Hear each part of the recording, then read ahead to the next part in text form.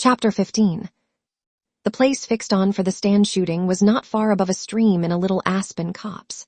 On reaching the copse, Levin got out of the trap and led Oblonsky to a corner of a mossy, swampy glade, already quite free from snow. He went back himself to a double birch tree on the other side, and leaning his gun on the fork of a dead lower branch, he took off his full overcoat, fastened his belt again, and worked his arms to see if they were free. Gray old Laska, who had followed them, sat down warily opposite him and pricked up her ears.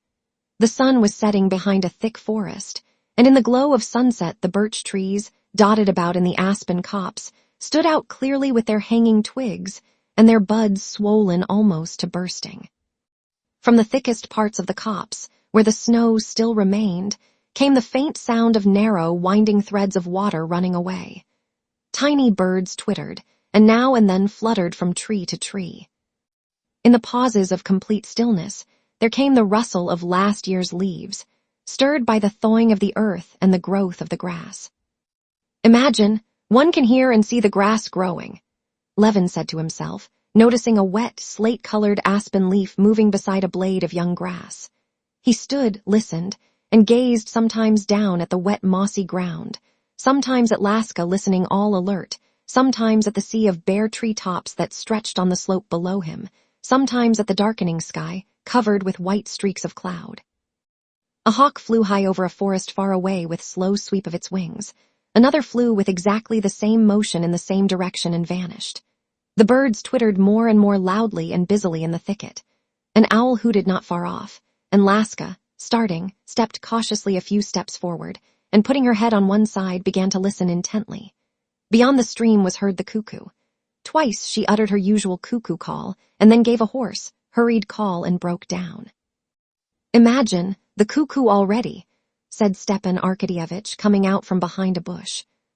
"Yes, I hear it," answered Levin, reluctantly breaking the stillness with his voice, which sounded disagreeable to himself. "Now it's coming." Stepan Arkadyevitch's figure again went behind the bush, and Levin saw nothing but the bright flash of a match, followed by the red glow and blue smoke of a cigarette. "TCHK, TCHK," came the snapping sound of Stepan Arkadyevitch cocking his gun. "What's that cry?" asked Oblonsky, drawing Levin's attention to a prolonged cry, as though a colt were whinnying in a high voice in play. "Oh, don't you know it? That's the hare, but enough talking. Listen, it's flying," almost shrieked Levin, cocking his gun. They heard a shrill whistle in the distance, and in the exact time, so well known to the sportsman, 2 seconds later, another, a third, and after the third whistle the hoarse, guttural cry could be heard. Levin looked about him to right and to left, and there, just facing him against the dusky blue sky above the confused mass of tender shoots of the aspens, he saw the flying bird. It was flying straight towards him. The guttural cry, like the even tearing of some strong stuff, sounded close to his ear. The long beak and neck of the bird could be seen, and at the very instant when Levin was taking aim, behind the bush where Oblonsky stood, there was a flash of red lightning.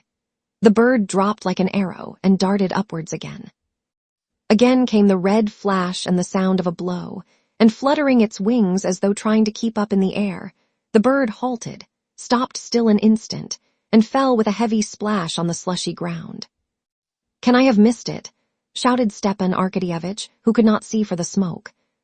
"Here it is," said Levin, pointing to Laska, who with one ear raised, wagging the end of her shaggy tail, came slowly back as though she would prolong the pleasure, and as it were smiling, brought the dead bird to her master.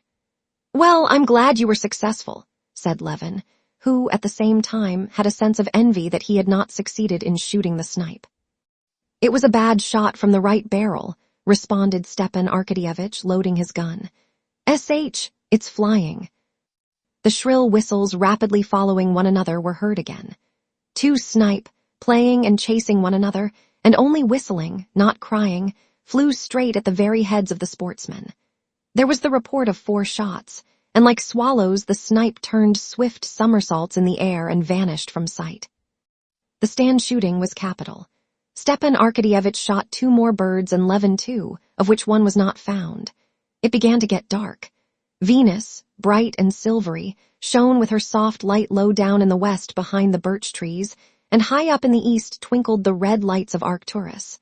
Over his head, Levin made out the stars of the Great Bear and lost them again.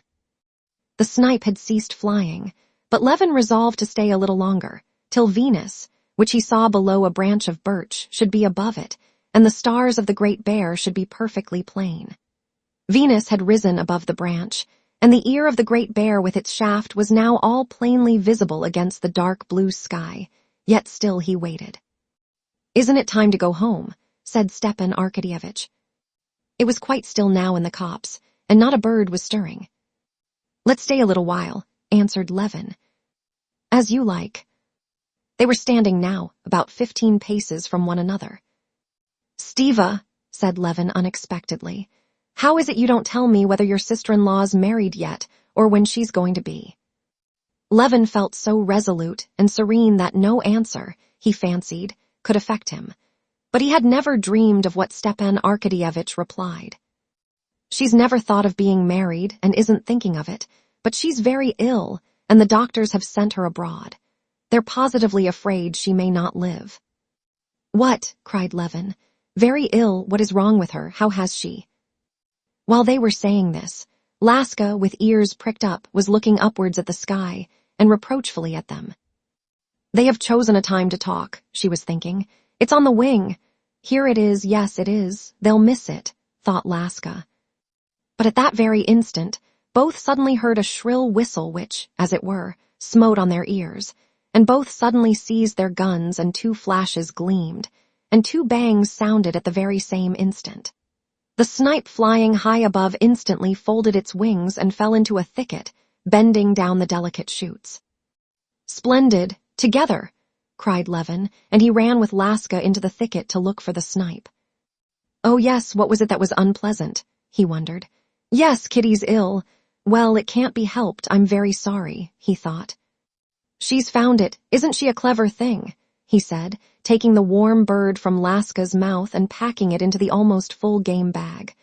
"I've got it, Stiva," he shouted.